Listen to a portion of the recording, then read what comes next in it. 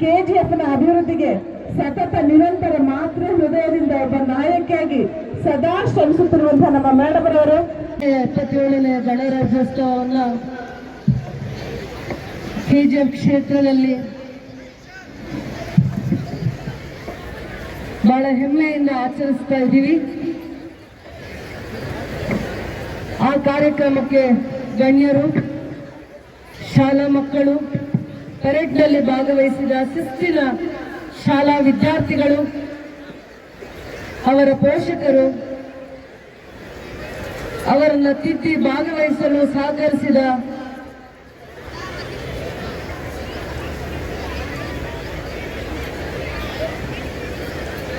Teachers ಆಗಿರ್ಬೋದು, ಎಲ್ಲ ಸರ್ಕಾರಿ ಶಾಲೆ ಇರ್ಬೋದು,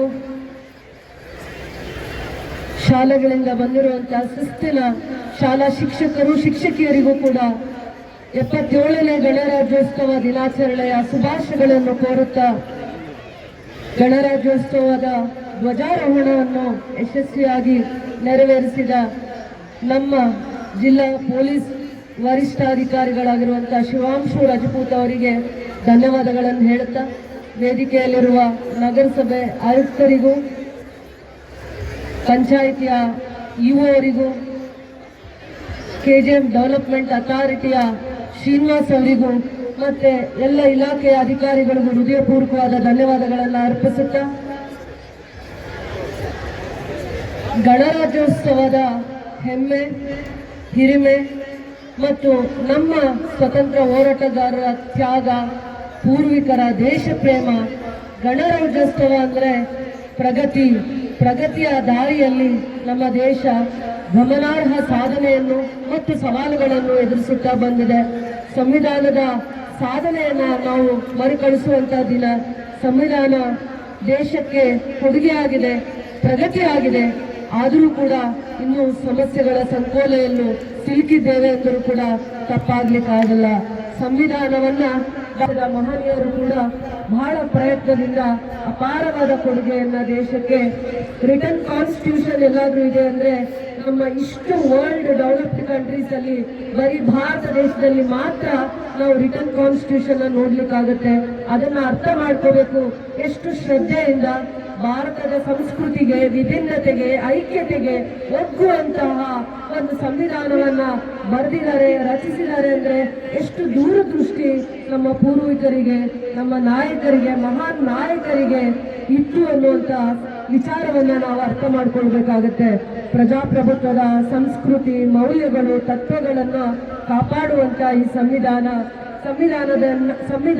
ತಾರತಮ್ಯವನ್ನ ದೂರವಿಡಿಸುತ್ತೆ ಮತ್ತೆ ಸಾಮಾಜಿಕ ದಾರಿಯಲ್ಲಿ ಮುನ್ನಡೆಸುವ ಚಿಂತನೆಯನ್ನ ಮಾಡುವಂತಹ ಸಂವಿಧಾನವನ್ನ ನಮ್ಮ ದೇಶಕ್ಕೆ ಶಕ್ತಿಯಾಗಿರುವಂತಹ ಯೋಧರು, ಭದ್ರತಾ ಸೇನಾಪಡೆ, ಪೊಲೀಸರು ಬಲವಾಗಿರುವುದು ಕೂಡ ನಮಗೆ ಹೆಮ್ಮೆಯ ವಿಚಾರ. ಸ್ವತಂತ್ರ ಪೂರ್ವದಲ್ಲಿ ಇಷ್ಟೆಲ್ಲ ಸ್ವತಂತ್ರವಾಗಿ ನಾವು ಮಾಧ್ಯಮ ಇರ್ಬೋದು, ಪೊಲೀಸ್ ಇರ್ಬೋದು, ಮತ್ತೆ ಸಂವಿಧಾನದ ಆಲೋಚನೆ, ನಮ್ಮ ಪ್ರಜಾಪ್ರಭುತ್ವವನ್ನ, ನಮ್ಮ ಡೆಮೋಕ್ರಸಿಯನ್ನ ನಾವೇ ಯಾವ ರೀತಿ, ನಾವು ಹೇಗೆ ರೂಲ್ ಮಾಡಬೇಕು, ನಮ್ಮ ಡೆಮೋಕ್ರಸಿ ಹೇಗಿರಬೇಕು ಅನ್ನುವಂಥ ಚಿಂತನೆ ಮಾಡಲಿಕ್ಕೆ ಸ್ವತಂತ್ರ ಇಲ್ಲದೆ ಇರುವಂಥ ದಿನಗಳನ್ನು ನೋಡಿದ್ದೀವಿ. ಅದಾದ್ಮೇಲೆ ನಮ್ಮ ಡೆಮೋಕ್ರಸಿಯನ್ನ, ಪ್ರಜಾಪ್ರಭುತ್ವವನ್ನ ಯಾವ ರೀತಿ ನಾವು ರಚನೆ ಮಾಡಿ ನಮ್ಮನ್ನ ನಾವು ಹೇಗೆ ರೂಲ್ ಮಾಡಬೇಕು, ಹೇಗೆ ಡೆವಲಪ್ ಮಾಡಬೇಕು, ಯಾವ ರೀತಿಯ ಕಾನೂನನ್ನು ನಾವು ಅಳವಡಿಸಬೇಕು ಅನ್ನುವಂಥ ಚಿಂತನೆ, ಆಲೋಚನೆ, ದೂರದೃಷ್ಟಿ ಪ್ರಜಾಪ್ರಭುತ್ವದಲ್ಲಿ ನಮಗೆ ಸಂವಿಧಾನ ಕೊಡುಗೆಯಾಗಿ ಕೊಟ್ಟಿದೆ. ಕೆಜಿಎಫ್ ಕ್ಷೇತ್ರ ಇಡೀ ದೇಶಕ್ಕೆ ಚಿನ್ನವನ್ನು ಮಾತ್ರ ಕೊಡಲಿಲ್ಲ, ಕಾರ್ಮಿಕರ ಪರಿಶ್ರಮ, ಶಿಸ್ತು ದೇಶಕ್ಕೆ ಮಾದರಿಯಾಗಿ ಮೆರೆದಿದೆ.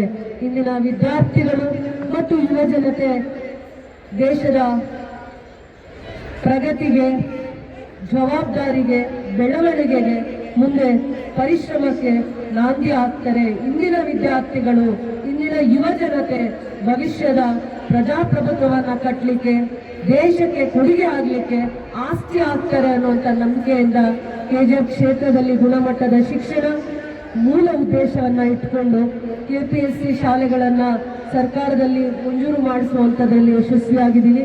ಏನು ಕೆಪಿಎಸ್ಸಿ ಶಾಲೆ ಅಂತಂದ್ರೆ ಕರ್ನಾಟಕ ಇಂಗ್ಲಿಷ್ ಮೀಡಿಯಂ ಶಾಲೆಗಳು ಕರ್ನಾಟಕದ ಸರ್ಕಾರದ, ನಮ್ಮ ಹೆಮ್ಮೆಯ ಸರ್ಕಾರದ ಆಂಗ್ಲ ಮಾಧ್ಯಮ ಇಂಗ್ಲಿಷ್ ಮೀಡಿಯಂ ಶಾಲೆಗಳನ್ನ ಇಲ್ಲಿಗೆ ಒತ್ತು ಕೊಡುವಂತ ಪ್ರಯತ್ನ ಮಾಡಿದ್ದಾರೆ. ಅದಾದ್ಮೇಲೆ ಕ್ಯಾಸಮಳ್ಳಿ ಹೋಬಳಿಯಲ್ಲಿ ಕೆ.ಸಿ. ರೆಡ್ಡಿ ಅವರ ಎಲ್ಲಿ ಜನ್ಮವನ್ನ ತಾಳಿರ್ತಾರೆ, ಕೆ.ಸಿ. ರೆಡ್ಡಿ ಅವರ ಜನ್ಮಸ್ಥಳದಲ್ಲಿ ಕ್ಯಾಸಮಳ್ಳಿ ಹೋಬಳಿಯಲ್ಲಿ ಮುರಾರ್ಜಿ ವಸತಿ ಶಾಲೆಯನ್ನ ಕೂಡ 20 ಕೋಟಿಗಳ ಅನುದಾನದಲ್ಲಿ 6ನೇ ಕ್ಲಾಸಿಂದ 10ನೇ ಕ್ಲಾಸ್ವರೆಗೂ ಅಲ್ಲಿ ಮುರಾರ್ಜಿ ವಸತಿ ಶಾಲೆಗಳನ್ನು ಅಭಿವೃದ್ಧಿ ಮಾಡಲಿಕ್ಕೆ 20 ಕೋಟಿ ಅನುದಾನವನ್ನು ಕೊಡುವಂಥದ್ರಲ್ಲಿ ಸರ್ಕಾರ ಯಶಸ್ವಿಯಾಗಿದೆ. ನಮ್ಮ ಸರ್ಕಾರ ಹೆಚ್ಚಿನ ಆದ್ಯತೆ ವಿದ್ಯಾಭ್ಯಾಸಕ್ಕೆ ಕೊಡ್ತಾ ಇದೆ ಅಂತ ಹೆಮ್ಮೆಯಿಂದ ಹೇಳಲಿಕ್ಕೆ ಇಷ್ಟಪಡ್ತೀನಿ. ಗುಣಮಟ್ಟದ ಮಾದರಿಯ ಅಂಗನವಾಡಿಗಳನ್ನು ಮಾಡ್ತಾ ಇದ್ದೀವಿ. 1,50,00,000ದಲ್ಲಿ ಗುಣಮಟ್ಟದ ಮಾದರಿಯ ಅಂಗನವಾಡಿಗಳನ್ನು ಮಾಡಲಿಕ್ಕೆ ನಾನು ಪ್ರಯತ್ನ ಮಾಡಿದ್ದೀನಿ, ಸಂಕಲ್ಪ ಮಾಡಿದ್ದೀನಿ ಅಂತ ಹೇಳಲಿಕ್ಕೆ ಹೆಮ್ಮೆಯಿಂದ ಇಷ್ಟಪಡ್ತೀನಿ. IRB ಪೊಲೀಸ್ ಟ್ರೈನಿಂಗ್ 100 ಎಕರೆಯಲ್ಲಿ ಇಂಡಿಯನ್ ರಿಸರ್ವ್ ಪೊಲೀಸ್ ಬೆಟಾಲಿಯನ್ನ ನಾವು KGF ನಲ್ಲಿ ಇಂಡಸ್ಟ್ರಿಯಲ್ ಏರಿಯಾ ಪಕ್ಕದಲ್ಲಿ ನಾವು ಮಾಡ್ತಾ ಇದ್ದೀವಿ. ಅದು IRB ಅಂದ್ರೆ ದೇಶದ ಸುರಕ್ಷತಾ ಪಡೆ 1,000 ಪೊಲೀಸರನ್ನ ಟ್ರೈನಿಂಗ್ ಮಾಡುವಂತ ಕ್ಯಾಂಪಸ್ ಆಗುತ್ತೆ, ಅಕಾಡೆಮಿ ಆಗುತ್ತೆ. ಅಲ್ಲಿ 1,000 ಪೊಲೀಸರು ಅಲ್ಲೇ ಕುಟುಂಬಗಳ ಸಮೇತ ವಾಸವನ್ನ ಮಾಡ್ತಾರೆ. ಅದಕ್ಕೆ ನಾವು 100 ಎಕರೆ ಜಾಗವನ್ನು ಕೊಟ್ಟಾಗ ಸರ್ಕಾರ ಮತ್ತು ಹೋಮ್ ಮಿನಿಸ್ಟರ್ ಡಾಕ್ಟರ್ ಪರಮೇಶ್ವರ್ ಅವರು ಬಹಳ ಗೌರವದಿಂದ ಎಲ್ಲಿ ಅವಕಾಶ ಮಾಡಲಿಕ್ಕೂ ಆದರೂ ಕೂಡ KGFಗೆ ವಿಶೇಷವಾಗಿರುವಂತಹ ಆದ್ಯತೆಯನ್ನು ಕೊಟ್ಟು ಕೊಡುಗೆಯಾಗಿ ಕೊಟ್ಟಿದ್ದಾರೆ. ಬರುವಂಥ ದಿನಗಳಲ್ಲಿ ಮೊದಲನೇ ಹಂತದಲ್ಲಿ 30 ಕೋಟಿಗಳಲ್ಲಿ ಅಭಿವೃದ್ಧಿ ಆಗ್ತಾ ಇದೆ. ಹಂತ ಹಂತವಾಗಿ 550 ಕೋಟಿಯಲ್ಲಿ ಪೊಲೀಸ್ ಟ್ರೈನಿಂಗ್ ಅಕಾಡೆಮಿ ನಮ್ಮ KGF ಕ್ಷೇತ್ರಕ್ಕೆ ಭದ್ರತಾ ಪಡೆ ಆಸ್ತಿ ಆಗುತ್ತೆ, ಭವಿಷ್ಯದಲ್ಲಿ ಆಸ್ತಿ ಆಗುತ್ತೆ. 550 ಕೋಟಿಗಳಲ್ಲಿ ಅಭಿವೃದ್ಧಿ ಆಗುತ್ತೆ. ಇದು KGFಗೆ ಹೆಮ್ಮೆಯ ವಿಚಾರ ಅಂತ ಹೇಳಲಿಕ್ಕೆ ನಾನು ಇಷ್ಟಪಡ್ತೀನಿ. ಭವಿಷ್ಯದ ವಿದ್ಯಾರ್ಥಿಗಳ ಮನಸ್ಸನ್ನ ಗೆಲ್ಲಲಿಕ್ಕೆ ಈ ಪೊಲೀಸ್ ಅಕಾಡೆಮಿ ಒಂದು ಆಸ್ತಿ ಆಗುತ್ತೆ. ದೂರದೃಷ್ಟಿಯಿಂದ, ದೂರ ಸಂಕಲ್ಪದಿಂದ ಇದು ಚರಿತ್ರೆಯನ್ನು ಸೃಷ್ಟಿ ಮಾಡಿದೆ. ಚರಿತ್ರೆಯ ಪುಟಗಳಲ್ಲಿ, ಇತಿಹಾಸದಲ್ಲಿ ಉಳಿದೋಗುವಂತ ಈ ಭದ್ರತಾ ಪಡೆ ಅಕಾಡೆಮಿ ನಮ್ಮ KGFಗೆ ಕೊಡುಗೆ ಆಗುತ್ತೆ ಅಂತ ಹೇಳಲಿಕ್ಕೆ ಇಷ್ಟಪಡ್ತೀನಿ. ಅದರ ಭೂಮಿ ಪೂಜೆ ಮೊನ್ನೆಯಷ್ಟೇ ಮಾಡಿದ್ದೀನಿ. ಅದಾದ್ಮೇಲೆ ತದನಂತರ ದಿನಗಳಲ್ಲಿ KGF ಗಡಿ ಭಾಗದಲ್ಲಿದೆ. ಇಲ್ಲಿನ ಗ್ರಾಮೀಣ ವಿದ್ಯಾರ್ಥಿಗಳಿಗೆ, ನಗರ ಭಾಗದ ಸರ್ಕಾರಿ ಶಾಲೆಯಲ್ಲಿ ಓದುವಂತ ವಿದ್ಯಾರ್ಥಿಗಳಿಗೆ ಸೈನ್ಸ್ನ ವಿಚಾರವಂತಿಕೆಯನ್ನು ತಿಳಿವಳಿಸಲಿಕ್ಕೆ, ಅವರಿಗೆ ಅದರ ಅನುಭವವನ್ನು ಕೊಡಲಿಕ್ಕೆ ಸೈನ್ಸ್ ಪಾರ್ಕ್ ಅನ್ನು 9 ಕೋಟಿಯಲ್ಲಿ 10 ಎಕರೆ ಜಾಗದಲ್ಲಿ ಸರ್ಕಾರ ಅಭಿವೃದ್ಧಿ ಮಾಡಲಿಕ್ಕೆ KGF ಕ್ಷೇತ್ರಕ್ಕೆ ಬೆನ್ನೆಲುಬಾಗಿ ನಿಂತಿದೆ ಅಂತ ಹೇಳಲಿಕ್ಕೆ ನಾನು ಇಷ್ಟಪಡ್ತೀನಿ. ಏನು ಬೆಂಗಳೂರಿನಲ್ಲಿ ವಿಶ್ವೇಶ್ವರಯ್ಯ ನೆಹರು ತಾರಾಲಯ ಇದೆ, ಅದೇ ರೀತಿ KGF ಕ್ಷೇತ್ರದಲ್ಲೂ ಸೈನ್ಸ್ ಎಕ್ಸ್ಪೆರಿಮೆಂಟ್ಸ್ ಮಾಡಲಿಕ್ಕೆ, ಓದುವಂತ ಮಕ್ಕಳಿಗೆ ಪ್ರಾಕ್ಟಿಕಲ್ ಆಗಿರುವಂತ ವಿಚಾರವಂತಿಕೆಗಳನ್ನ ತಿಳಿಸ್ಲಿಕ್ಕೆ 10 ಎಕರೆ ಜಾಗದಲ್ಲಿ ಸೈನ್ಸ್ ಪಾರ್ಕ್ ಅನ್ನ ಹಂತ ಹಂತವಾಗಿ ಡೆವಲಪ್ ಮಾಡಲಿಕ್ಕೆ ಸರ್ಕಾರದ ಆದ್ಯತೆ ಸಿಕ್ಕಿದೆ, ಅನುಮತಿ ಸಿಕ್ಕಿದೆ, ಅಡ್ಮಿನಿಸ್ಟ್ರೇಟಿವ್ ಅಪ್ರೂವಲ್ ಸಿಕ್ಕಿದೆ. 9 ಕೋಟಿ ಅನುದಾನ ಕೂಡ ಸರ್ಕಾರದಿಂದ ನಮಗೆ ಲಭ್ಯವಾಗಿದೆ ಅಂತ ಹೆಮ್ಮೆಯಿಂದ ಹೇಳಲಿಕ್ಕೆ ಇಷ್ಟಪಡ್ತೀನಿ. ಅದರ ಜೊತೆಯಲ್ಲಿ ಕೆ.ಸಿ. ರೆಡ್ಡಿ ಅವರ ಸ್ಮಾರಕವನ್ನ 5 ಕೋಟಿಯ ಅನುದಾನದಲ್ಲಿ KGFನ ನಗರ ಭಾಗದಲ್ಲಿ ನಾವು ಅದನ್ನ ಸ್ಥಾಪನೆಯನ್ನ ಮಾಡ್ತಾ ಇದ್ದೀವಿ. KGFನ ನಗರ ಭಾಗ ಮೊದಲನೇ ಮುಖ್ಯಮಂತ್ರಿಯವರು ಮೈಸೂರು ಪ್ರಾಂತ್ಯದಲ್ಲಿ ಇಡೀ ದೇಶಕ್ಕೆ, ರಾಜ್ಯಕ್ಕೆ ಸ್ವತಂತ್ರ ಪೂರ್ವದಲ್ಲಿ, ಸ್ವತಂತ್ರ ನಂತರದಲ್ಲಿ ಕೊಡುಗೆಯನ್ನ ಕೊಟ್ಟು ನಮ್ಮ ಕ್ಷೇತ್ರದ ಹೆಮ್ಮೆಯ ಪುತ್ರ ಅಂತ ಹೇಳ್ತಾ ಅವರ ಸ್ಮಾರಕವನ್ನು 5 ಕೋಟಿಯಲ್ಲಿ ನಾವು ನಗರ ಭಾಗದಲ್ಲಿ ಅದನ್ನ ಅಭಿವೃದ್ಧಿಯನ್ನು ಮಾಡ್ತಾ ಇದ್ದೀವಿ. ಅದೇ ರೀತಿ ಸಂವಿಧಾನ ಶಿಲ್ಪಿ, father of the constitution doctor B.R. Ambedkar ಅವರ ನಾಲೆಡ್ಜ್ ಅಂದ್ರೆ ಏನು ಜ್ಞಾನ ಭಂಡಾರ ಅಂತ ನಾವು ಏನು ಹೇಳ್ತೀವಿ, ಅದನ್ನ ನಾವು 15 ಕೋಟಿ ಅನುದಾನದಲ್ಲಿ ನಾವು 10 ಎಕರೆ ಅಥವಾ 8 ಎಕರೆ ಜಾಗದಲ್ಲಿ ನಾವು ಇದನ್ನ 15 ಕೋಟಿ ಅನುದಾನದಲ್ಲಿ ಅಂಬೇಡ್ಕರ್ ಅವರ ಜ್ಞಾನ ಭಂಡಾರ ಅನ್ನುವಂಥ ಒಂದು ಸ್ಮಾರಕವನ್ನ ನಾವು KGF ಕ್ಷೇತ್ರಕ್ಕೆ ವಿಶೇಷವಾಗಿ ಅಂಬೇಡ್ಕರ ಅನುಯಾಯಿಗಳು, ಅಂಬೇಡ್ಕರ್ ಅವರ ಜೀವನ ಚರಿತ್ರೆಯನ್ನ ಇಲ್ಲಿನ ವಿದ್ಯಾರ್ಥಿಗಳು ಅರ್ಥ ಮಾಡಿಕೊಳ್ಬೇಕು. ಅವರ ಕೊಡುಗೆ ಏನು, ಅವರ ಸಾಧನೆ ಏನು, ಅವರ ಜೀವನದಲ್ಲಿ ಯಾವ ರೀತಿ ಪ್ರಜ್ವಲಿಸಿದರು, ಸಮಾಜಕ್ಕೆ ಯಾವ ರೀತಿ ಅವರು ಸೋಷಿಯಲ್ ರಿಫಾರ್ಮಿಸ್ಟ್ ಆಗ್ತಾರೆ, ಏನು ಅವರ ಆಲೋಚನೆ ಏನು, ವಾಟ್ ಈಸ್ ಇಸ್ ಕಾಂಟ್ರಿಬ್ಯೂಷನ್, ಎಷ್ಟು ಕಂಟ್ರಿಗಳನ್ನ ಟೂರ್ ಮಾಡಿದ್ರು, ಏನು ಸಂದೇಶ ಅವರು ಯಾಕೆ ಸಮಾನತೆಗೆ ಹೆಚ್ಚಿನ ಒತ್ತನ್ನು ಕೊಟ್ಟಿದ್ದಾರೆ, ಸಂವಿಧಾನವನ್ನು ಬರೀಲಿಕ್ಕೆ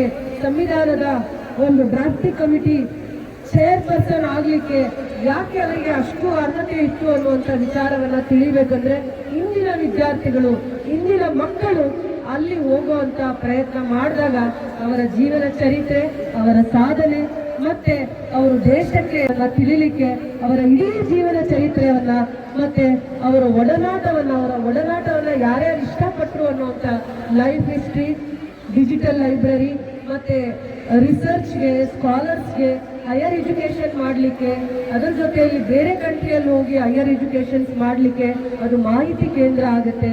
ಅದಾದ್ಮೇಲೆ ಬುದ್ಧನ ಧ್ಯಾನ ಮಂದಿರ ಇರುತ್ತೆ. ಈ ರೀತಿಯ ಒಂದು ಸ್ಮಾರಕವನ್ನು 15 ಕೋಟಿ ಅನುದಾನದಲ್ಲಿ ನಾನು ಮಾಡುವಂತ ಪ್ರಯತ್ನ ಮಾಡ್ತಾ ಇದ್ದೀನಿ. ಇದೊಂದು ಯಶಸ್ವಿ ಆಗಲಿಕ್ಕೆ ನಿಮ್ಮೆಲ್ಲರ ಆಶೀರ್ವಾದ ಮತ್ತೆ ಇದು ಒಂದು ಸಂಕಲ್ಪದ ಒಂದು ಪ್ರಜ್ಞೆ. ಮತ್ತೆ ಅಂಬೇಡ್ಕರ್ ಅವರು ಕೂಡ 1954ರಲ್ಲಿ KGMಗೆ ಅವರ ಪಾದ ಸ್ಪರ್ಶ ಆಗುತ್ತೆ. ಅದನ್ನು ಮರುಕಳಿಸಲಿಕ್ಕೆ ಮಾತ್ರ ಇದು ಒಂದು ಅವರ ಸ್ಮಾರಕ. ಮತ್ತೆ ಈ ಅನುದಾನದಲ್ಲಿ ಅವರ ನೆನಪುಗಳನ್ನು ಮರುಕಳಿಸಲಿಕ್ಕೆ ಇದು ಒಂದು ಧ್ಯಾನ ಮಂದಿರವನ್ನು ಮಾಡ್ತಾ ಇದ್ವಿ. ಅಂಬೇಡ್ಕರ್ ನಾಲೆಡ್ಜ್ ಪಾರ್ಕ್ ಅಂತ ಅದಕ್ಕೆ ನಾಮಕರಣ ಮಾಡಿ ಅದು KGF ಕ್ಷೇತ್ರದ ಜನತೆಗೆ ಕೊಡುಗೆಯಾಗಿ ನಾನು ಸಮರ್ಪಣೆ ಮಾಡಲಿಕ್ಕೆ ಇಷ್ಟಪಡ್ತೀನಿ. KGFನ ನಗರ ಭಾಗದಲ್ಲಿ MCH ತಾಯಿ ಮತ್ತು ಮಕ್ಕಳ ಆಸ್ಪತ್ರೆಯನ್ನ 5 ಕೋಟಿ ಅನುದಾನದಲ್ಲಿ ಅಭಿವೃದ್ಧಿ ಮಾಡ್ತೀನಿ.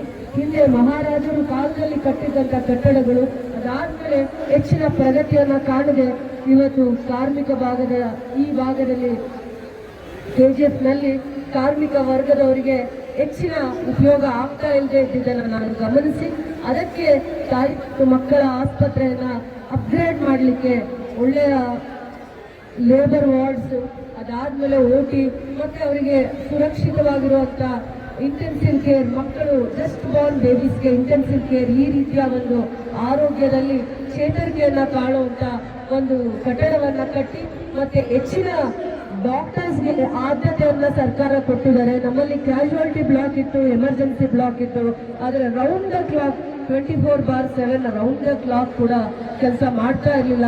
ಅದಕ್ಕೆ ಸರ್ಕಾರ ಆದ್ಯತೆಯನ್ನ ಕೊಟ್ಟಿದೆ, ವಿಸಿಟ್ ಮಾಡಿದೆ, ಇನ್ಸ್ಪೆಕ್ಷನ್ ಮಾಡಿ ಫೀಲ್ಡ್ ರಿಪೋರ್ಟ್ ತಗೊಂಡಿದೆ. ಇಲ್ಲಿಗೆ ಏನು ವಿಶೇಷವಾಗಿ KGF ಕ್ಷೇತ್ರಕ್ಕೆ ಏನು ಆದ್ಯತೆಯನ್ನು ಕೊಡಬೇಕು ಅನ್ನುವಂಥ ವಿಚಾರದಲ್ಲಿ ಸರ್ಕಾರದ ಚಿಂತನೆ ಆಗಿದೆ. ಅದಕ್ಕೆ ಆದ್ಯತೆಯನ್ನು ಕೊಡುವಂಥದ್ರಲ್ಲಿ ಮುಂದೆ ಬಂದಿದ್ದಾರೆ ಸರ್ಕಾರ ಆ ವಿಚಾರದಲ್ಲಿ ಅಂತ ಹೇಳಲಿಕ್ಕೆ ಇಷ್ಟಪಡ್ತೀನಿ. ಏನು ಇಂಟಿಗ್ರೇಟೆಡ್ ಟೌನ್ಶಿಪ್ ಅಂತ ಬಜೆಟ್ನ ಪುಸ್ತಕದಲ್ಲಿ ಘೋಷಣೆ ಆದಮೇಲೆ ಅದರ ಏನು ಹಿಂದೆ ಮುಂದೆ ಏನು ಗೊತ್ತಾಗ್ತಾ ಇಲ್ಲ ಅನ್ನುವಂಥ ಆಲೋಚನೆ ಚಿಂತನೆ ಮಾಡ್ತಾ ಇದ್ದಿದ್ದನ್ನು ಸರ್ಕಾರದಲ್ಲಿ FD ಹಂತದಲ್ಲಿ DPR ಮುಕ್ತ ನಗರವನ್ನು ನಾವು KGF ಅನ್ನು ಮಾಡಲಿಕ್ಕೆ ಎಷ್ಟು ಜಾಗದಲ್ಲಾದರೂ ಆಗಲಿ, ನಗರದ ಹೆದ್ದಾರಿಯಲ್ಲಾಗಿರ್ಬೋದು ಮತ್ತೆ ನಗರವಾಸಿಗಳು ಎಲ್ಲೆಲ್ಲಿ ದೂರನ್ನ ಕೊಡ್ತಾರೆ ಆ ಜಾಗದಲ್ಲಿ ಸ್ಟ್ರೀಟ್ ಲೈಟ್ಸ್ನ ಕಂಪಲ್ಸರಿ ಹಾಕ್ತೀವಿ. ಡೈಲಿ ಟ್ರಾವೆಲರ್ಸ್ ಎಲ್ಲೆಲ್ಲಿ ರಿಕ್ವೆಸ್ಟ್ ಕೊಡ್ತಾರೆ ಆ ಜಾಗದಲ್ಲಿ ಯಾವುದೇ ಹೊತ್ತಲ್ಲಿ ಓಡಾಡುವಂಥವರಿಗೆ ಡೈಲಿ ಟ್ರಾವೆಲರ್ಸ್ಗೆ ಖಂಡಿತವಾಗೂ ನಾವು ನಗರ ಭಾಗದಲ್ಲಿರುವಂಥವ್ರಿಗೆ ಬೆಳಕನ್ನು ಎಲ್ಲೆಲ್ಲಿ ಅವರಿಗೆ ಅವಶ್ಯಕತೆ ಇದೆ ಆ ಜಾಗದಲ್ಲಿ ಬೆಳಕನ್ನು ಕೊಡೋದಕ್ಕೋಸ್ಕರ KGF ಅನ್ನ ಕತ್ತಲು ಮುಕ್ತ ನಗರವನ್ನಾಗಿ ಮಾಡುವಂಥ ಧ್ಯೇಯವನ್ನ ನಾವು ಸಾಧಿಸ್ತೀವಿ ಅಂತ ನಾನು ಹೇಳಕ್ಕೆ ಇಷ್ಟಪಡ್ತೀನಿ. KGF ನಲ್ಲಿ ಭಕ್ತಿಯಿಂದ ನಾವು ಶ್ರೀ ಪ್ರಸನ್ನ ಲಕ್ಷ್ಮೀ ವೆಂಕಟರಮಣ ಸ್ವಾಮಿ ಟೆಂಪಲ್ ರಾಜಗೋಪುರ, ತದನಂತರ ದಿನಗಳಲ್ಲಿ ಅಲ್ಲೇ ಬಡವರಿಗೆ ಮದುವೆ ಮಾಡಿಕೊಳ್ಳಿಕ್ಕೆ ಚೌಟ್ರಿ ಮತ್ತೆ ಆ ಭಾಗವನ್ನು ಇನ್ನೂ ಹೆಚ್ಚಿನ ಅಭಿವೃದ್ಧಿಯನ್ನು ಮಾಡ್ತೀವಿ. ಮತ್ತೆ ನಂದೇ ಕ್ಷೇತ್ರದಲ್ಲಿರುವಂತಹ ಬಂಗಾರ ತಿರುಪತಿ ಟೆಂಪಲ್ ಬುಡ್ಡಳ್ಳಿಗೂ ಕೂಡ ಅಲ್ಲಿ ಆ ದೇವಸ್ಥಾನ ಮತ್ತೆ ಈ ಭಾಗದಲ್ಲಿ ನನ್ನ ಬಲಭಾಗಕ್ಕಿರುವಂತಹ ಬ್ಯಾಟರಾಯನ ಸ್ವಾಮಿ ಟೆಂಪಲ್, ಆ ಎಲ್ಲ ದೇವಸ್ಥಾನಗಳನ್ನು KGF ಅಲ್ಲಿ ಯಾವ ದೇವಸ್ಥಾನ ಪವಿತ್ರತೆಯನ್ನು ಸಾವಿರಾರು ವರ್ಷಗಳಿಂದ ಪವಿತ್ರತೆಯನ್ನು ಕಾಪಾಡಿಕೊಂಡು ಬಂದಿದೆ.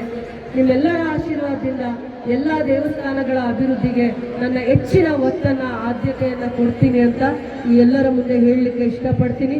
ಗ್ರಾಮೀಣ ಭಾಗದಲ್ಲಿ APMCಗೆ ಸರ್ಕಾರದಿಂದ 10 ಕೋಟಿ ಅನುದಾನ, ನಬಾರ್ಡ್ನ ಅನುದಾನ ಸ್ಯಾಂಕ್ಷನ್ ಆಗಿದೆ. ಸರ್ಕಾರದ ಹಂತದಲ್ಲಿ ಅಡ್ಮಿನಿಸ್ಟ್ರೇಟಿವ್ ಅಪ್ರೂವಲ್ ಸಿಕ್ಕಿದೆ. ಇದೆಲ್ಲರೂ ಕೂಡ ನನ್ನ ಸರ್ಕಾರದ ಒಂದು ಸಾಧನೆ ಅಂತ ಹೆಮ್ಮೆಯಿಂದ ಹೇಳಲಿಕ್ಕೆ ಇಷ್ಟಪಡ್ತೀನಿ. ಗ್ರಾಮೀಣ ರಸ್ತೆಗಳು, ಸ್ಟೇಟ್ ಹೈವೇ ಮತ್ತೆ ಡಿಸ್ಟ್ರಿಕ್ಟ್ ಹೈವೇಸ್ನ 150 ಕೋಟಿ ಅನುದಾನದಲ್ಲಿ ಸರ್ಕಾರ ಕೊಟ್ಟ ಅನುದಾನದಲ್ಲಿ ನಾವು ಅಭಿವೃದ್ಧಿಯನ್ನ ಮಾಡ್ತಾ ಇದ್ದೀವಿ. ಇವತ್ತು ಅಭಿವೃದ್ಧಿಯ ಸಂಕಲ್ಪ, ಅಭಿವೃದ್ಧಿಯ ಚಿಂತನೆ, ರೈತರು, ಬಡವರು, ಕಾರ್ಮಿಕರ ಅಭಿವೃದ್ಧಿಯ ಸಂಕಲ್ಪ ಮಾಡಿರುವಂಥ ನಮ್ಮ ಸರ್ಕಾರ ಆಲೋಚನೆಗಳ ಚಿಂತನೆಯಿಂದ ಇವತ್ತು ನಾನು ಈ ಕ್ಷೇತ್ರದ ಅಭಿವೃದ್ಧಿಗೆ ಇಷ್ಟು ಸಂಕಲ್ಪ ಮಾಡಿರುವಂಥ ಅನುದಾನವನ್ನು ತರಲಿಕ್ಕೆ ಆಗಿದೆ. ಸರ್ಕಾರಕ್ಕೂ ಧನ್ಯವಾದಗಳನ್ನು ಹೇಳ್ತಿದ್ದೀನಿ. ಮತ್ತೊಮ್ಮೆ ಮಗದೊಮ್ಮೆ 77ನೇ ಗಣರಾಜ್ಯೋತ್ಸವದ ಶುಭಾಶಯಗಳನ್ನು ನಿಮ್ಮೆಲ್ಲರಿಗೂ ಹೇಳಿ, ನಾವು ನಮ್ಮ ನಗರವನ್ನು ಸ್ವಚ್ಛತೆಯಿಂದ ಕಾಪಾಡಲಿಕ್ಕೆ ನಮ್ಮೆಲ್ಲರ ಜೊತೆ ನೀವು ಕೂಡ ಪಣ ತೊಡಬೇಕು. ಸಂವಿಧಾನದ ಉದ್ದೇಶಗಳನ್ನು, ಧ್ಯೇಯಗಳನ್ನು, ಸಂಕಲ್ಪವನ್ನು ಮಾಡಬೇಕು. ನಮ್ಮ ಜವಾಬ್ದಾರಿಯನ್ನು ಕೂಡ ನಾವು ಅರ್ಥ ಮಾಡ್ಕೋಬೇಕು ಅಂತ ಹೇಳ್ತಾ ನಿಮ್ಮೆಲ್ಲರಿಗೂ ಕೂಡ 77ನೇ ಗಣರಾಜ್ಯೋತ್ಸವದ ಶುಭಾಶಯಗಳು.